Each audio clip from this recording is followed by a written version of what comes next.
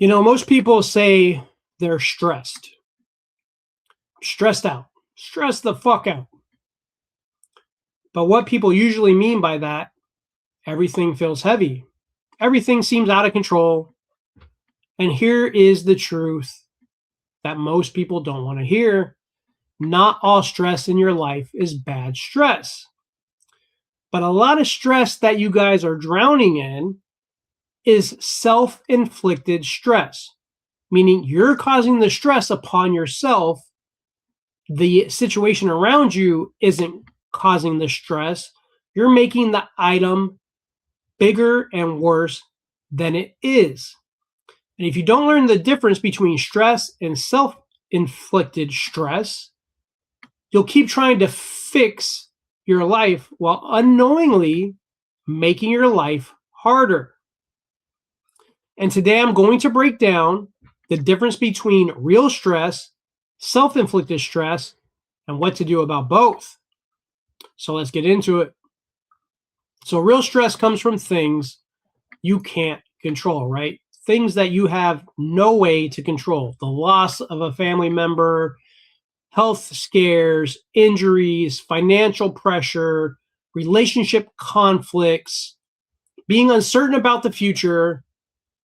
Real stress is going to show up whether you're disciplined or not. It's not going to ask permission. And here is the important part. Real stress is just temporary pressure. It's not a personal failure. It's your nervous system that is reacting appropriately to a hard situation. And the problem isn't that stress exists. The problem is that we keep stacking shit on top of it. This comes with trauma dumping and having issues in your life or mental health issues or things that could be in your control, but you're stacking that trauma on trauma on trauma, and that makes it very hard to get out. You can't keep stacking shit on top of each other, especially bad shit. You're going to spiral out of control. So what does self-inflicted stress look like? Well, self-inflicted stress comes from choices, not circumstances.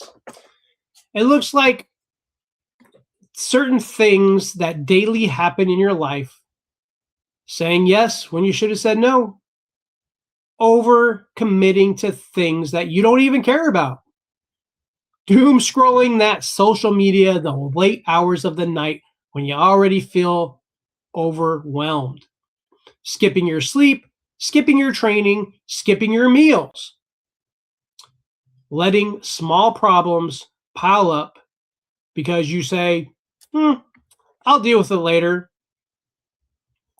Self-inflicted stress is very loud. It's very chaotic. It feels like constant pressure. And the worst part, it disguises itself as you being busy, responsible, or saying to yourself, oh, this is just the way life is. But that is not life. It's a friction that you created, albeit that is often unintentional, but you self-inflicted that stress upon yourself. And why is self-inflicted stress more dangerous than regular stress? Because we know that real stress will test you. Self-inflicted stress will drain you. Real stress says, this is hard, but you can respond. Self-inflicted stress says, you're always behind. This is why people feel exhausted even when nothing catastrophic is happening. You're carrying too many open loops, too many broken promises to yourselves, too much mental noise, and too little physical movement. And this is where burnout comes from. Not adversity, but your unmanaged, unhinged, not taken care of chaos. And I want to tell you, in my pillars of how I coach, fitness, mindset, discipline, this is where the fitness matters.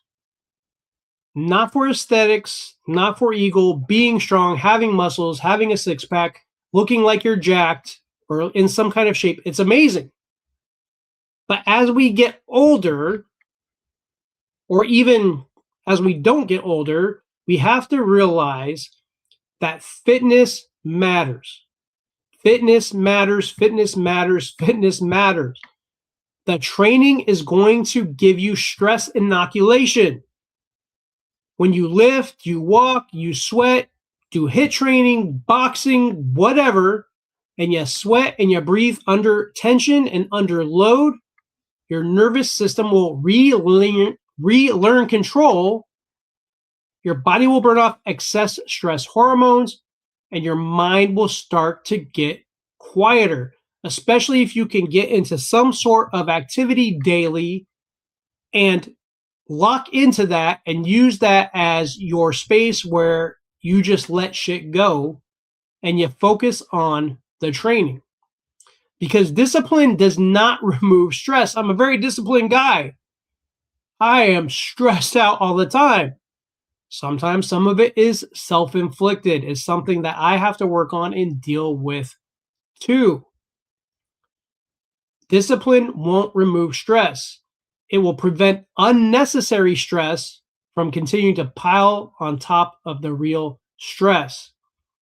This is why when people stop taking care of themselves, they stop training, they stop eating healthy, everything will start to feel harder. Even things unrelated to fitness. It's not weakness, it's just your biology. And I'm going to give you some key things to reduce self-inflicted stress.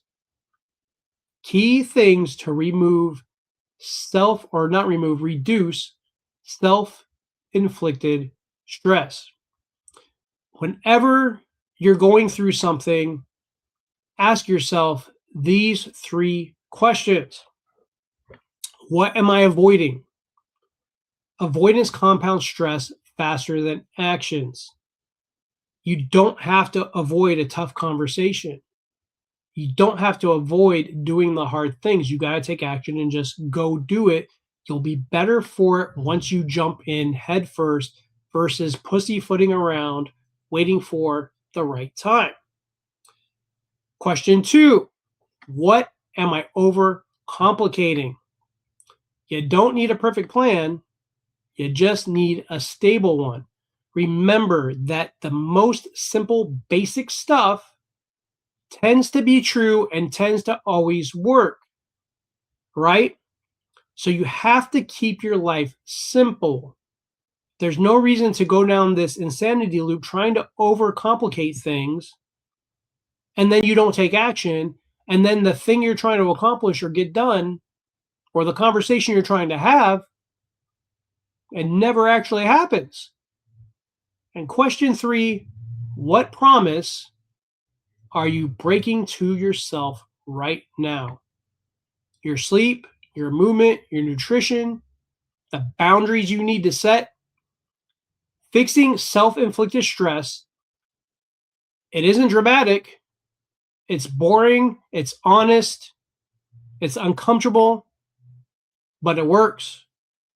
So remember, when you feel like you're spiraling out of control and you want to know if it's stress, are you stressed the fuck out?